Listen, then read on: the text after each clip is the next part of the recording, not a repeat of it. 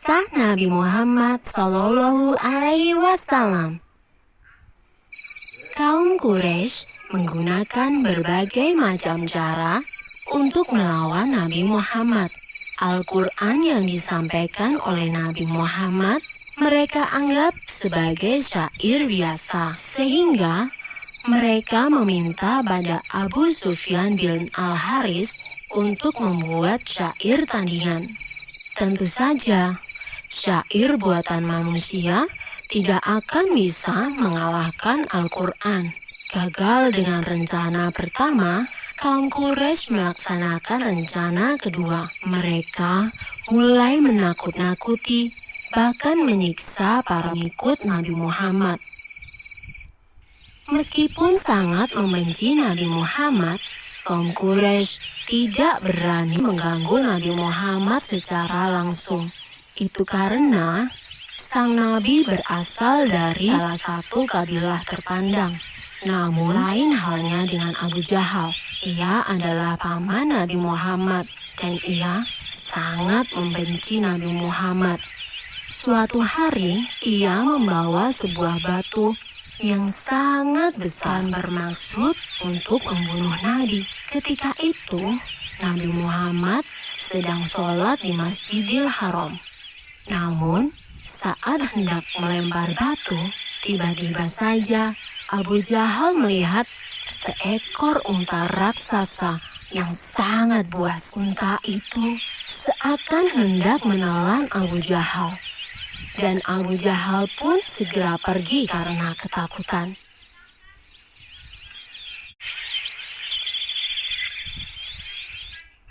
Percobaan pembunuhan kepada Nabi Muhammad selalu dilakukan secara diam-diam. Setelah Abu Jahal gagal, kini giliran Abu Lahab yang bertindak. Ia mencoba membunuh Nabi dengan cara menjerat leher Nabi menggunakan sebuah selendang. Saat itu muncullah Abu Bakar. Ia segera mendorong Abu Lahab dan melepaskan belitan selendang itu dari leher Nabi Muhammad. Kali lagi Nabi Muhammad berhasil selamat.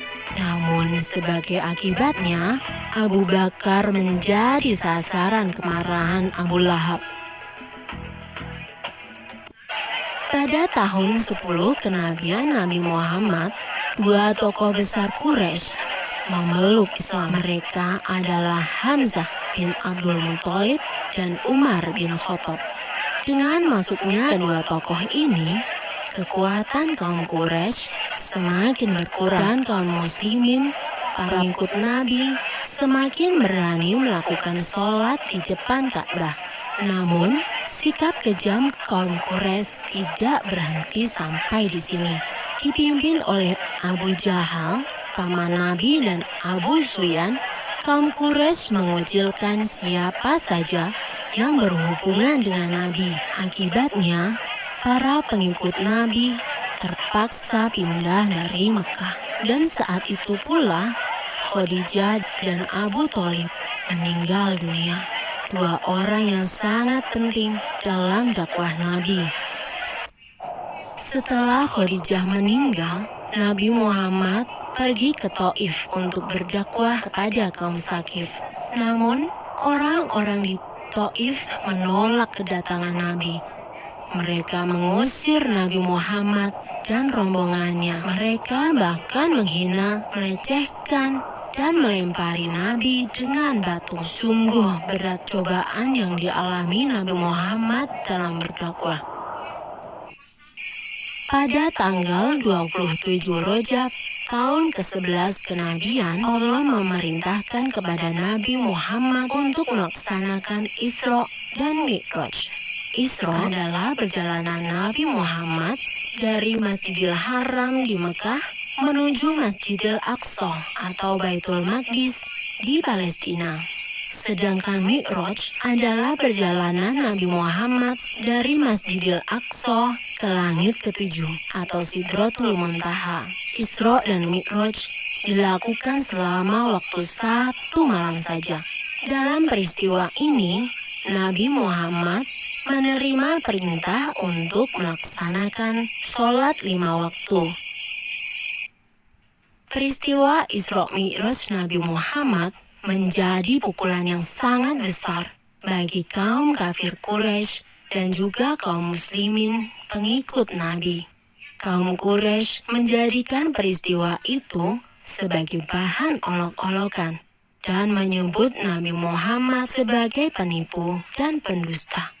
Mana mungkin bisa melakukan perjalanan dari Mekah ke Palestina hanya dalam waktu 1 malam.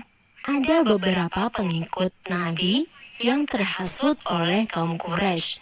Mereka menyatakan keluar dari Islam karena tidak percaya pada peristiwa Isra Mi'raj yang dialami oleh Nabi Muhammad. Keadaan kota Mekah tidak lagi aman bagi Nabi Muhammad. Beliau pun berencana untuk hijrah ke kota Yatsrib. Namun, rencana hijrah Nabi diketahui oleh kaum Quraisy. Mereka pun membentuk pasukan untuk membunuh Nabi sebelum ia berhasil hijrah ke Yatsrib. Dalam pelariannya, Nabi Muhammad dan para sahabat bersembunyi di Gua Sur. Allah berkehendak untuk menyelamatkan Nabi Muhammad. Dibuatnya sebuah sarang laba-laba di mulut gua dan sarang burung merpati yang sedang mengeram. Pasukan Quraisy berhenti di depan Gua Sur. Namun, mereka melewatkannya begitu saja. Menurut mereka, tidak mungkin Nabi bersembunyi di dalam gua tanpa merusak sarang laba-laba dan burung merpati. Nabi Muhammad tiba di Yatsrib dengan selamat. Kaum muslimin di kota ini menyatakan sanggup untuk melindungi Nabi Muhammad. Dan selanjutnya, kota Yatsrib berubah nama menjadi Madinah, yang artinya kota Nabi. Selama Nabi tinggal di Madinah, sempat terjadi beberapa peperangan melawan kaum Quraisy yang terus saja mengejar Nabi Muhammad. Namun, berkat perlindungan Allah, kaum muslimin di Madinah semakin kuat. 8 tahun setelah hijrah ke Madinah, Nabi Muhammad melakukan perjalanan pulang ke Mekah. Kali ini, Nabi Muhammad diiringi oleh para pengikutnya yang berjumlah 10.000 orang. Melihat banyaknya kaum muslimin yang menemani Nabi Muhammad, pemimpin Quraisy pada waktu itu, Abu Sufyan bin Harb, menemui Nabi Muhammad dan menyatakan diri masuk Islam. Setelah itu, hampir semua kaum Quraisy menyatakan diri masuk Islam.